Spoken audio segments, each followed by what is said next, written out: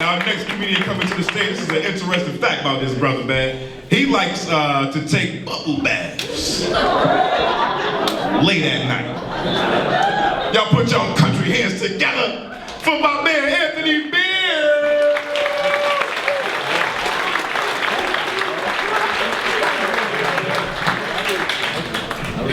I still take bubble baths. Love them. How you guys doing? Well, again, my name is Anthony Beard, and I was born on welfare. And so, honestly, I was born on welfare. So I remember when my sister and I would go with our mother and wait in this long welfare line, you know, for this big block of cheese, big long bag of long grain rice, and powdered milk. I mean, this block of cheese was hard as a brick. Take hours to melt on some eggs. As far as the rice, we cook it, turns out to be mashed potatoes. Just so you know, the powdered milk, we had hot syrup for years. So anyway, yeah, we was on welfare for a while because of that situation, but you know, I remember actually when my mother tried to sell me to the dope man. Tried to sell me to the dope man for 2 bags of crack and a pack of Newport shorts. So I had to come up with something, I had to figure out something. I can't let this happen. This cannot happen, okay? So I came up with something quickly, so when the dope man came in, I started acting slow with it. I started walking funny and everything, so the dope man looked at me crazy. Oh, he just left. He got up out of there because he can't use me. I'm useless on the block. He can't use me. Not at all. So when he left, my mother beat the black off me. So I'm crying and cracking up at the same time.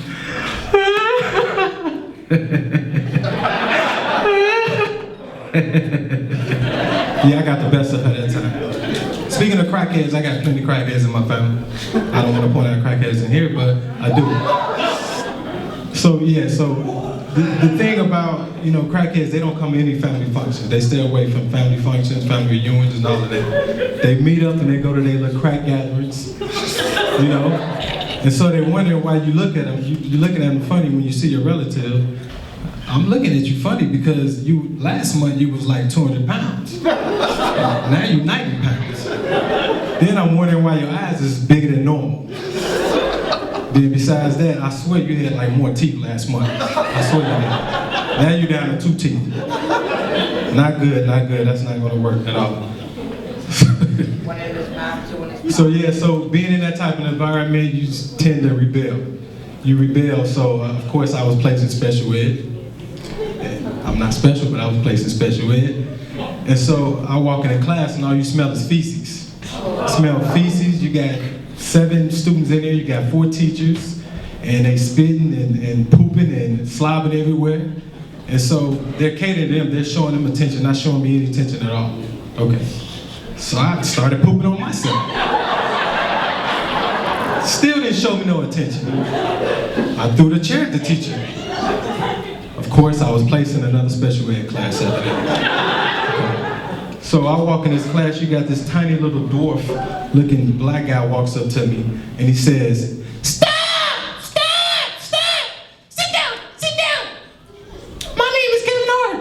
I ran up out of there. I got up out of there.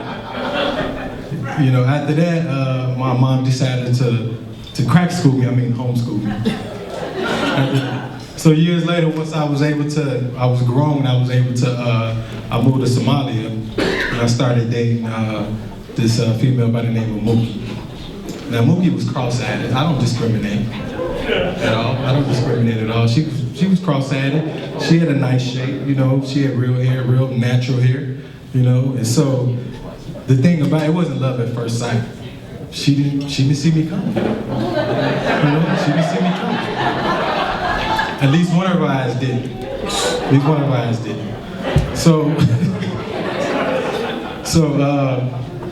pretty much after that, and then when we were kids, I would have to like cross my eyes when I go in. Because she didn't see me coming, so I had to cross my eyes. Eventually, guys, it didn't work out. You know, we just didn't see eye to eye. So a week later, I see her in a grocery store. She's in a grocery store. She's with her uncle, and her, she walks up to me and she rolling her eyes like she has the nerves to roll her eyes. She rolls her eyes at me and says, "So what you want to say now?"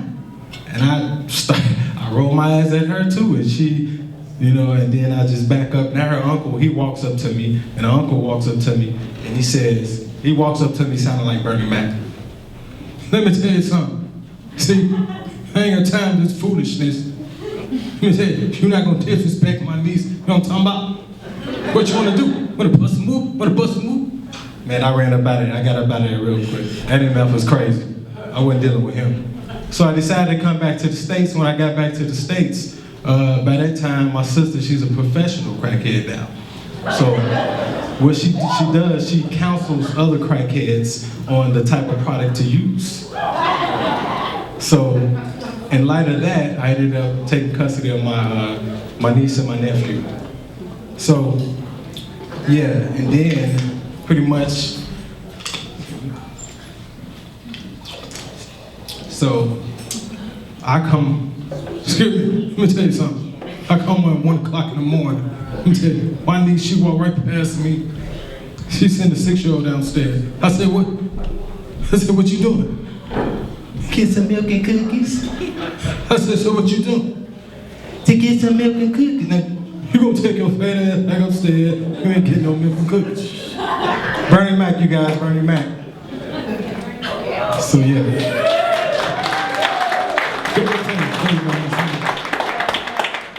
So yeah, right now at this point, I have kids, and I'm in the process of doing, allowance, trying to get them responsibility and everything.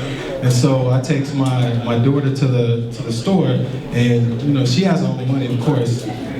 And I take her to the store, and she's putting everything in a cart. And I know you guys have been through that before. She's putting everything in a cart, loading up. So we get to the register, the cashier. She's ringing it up. And I turn around, I said, "Okay, so where's your money?" And she looks, "Well, Daddy, I thought you were gonna pay for it." That's what I'm talking about with kids, man. You gotta be careful with kids because they will definitely get you. They will definitely get you. So I guess I'm gonna keep this going. And at 19 years old, you guys, I started going bald at about 19. And it's a sad thing when you start going, he knows what I'm talking about. This is a sad thing you start going bald. So a couple of my friends was asking me, "So, what happened to your hair?" I said, "Well, it's probably because I was wearing a stocking cap or do-rag all the time, That would do that." You probably wouldn't, but anyways. So yeah, so it's terrible when you're like 22, 24, you start going bald. It's not a good thing, So I'm gonna end on that note, and I appreciate you guys coming out. Thank you.